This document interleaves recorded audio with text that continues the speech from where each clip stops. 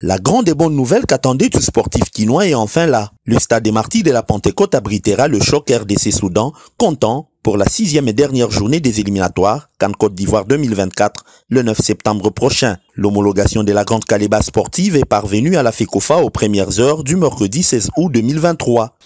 Je confirme cette information, d'autant plus que la CAF a écrit à la FECOFA et nous étions le tout premier, très tôt matin déjà. On était informés de la situation, mais on ne voulait pas propager ça, d'autant plus que nous n'avons pas dit officiellement à son Excellence Monsieur le Ministre des Sports. Homologation certes, avec cependant certaines recommandations formulées par l'instance fêtière du football continental. Raison de la énième descente du ministre des Sports et Loisirs François-Claude Kaboulou-Mwana-Kaboulou dans cet antre aux côtés du CONOR et des entrepreneurs commis aux travaux de réhabilitation. La CAF, vous savez, une décision de la CAF sort toujours de conditionnalités. Ils ont donné quatre conditionnalités. Ils ont rajouté dessous.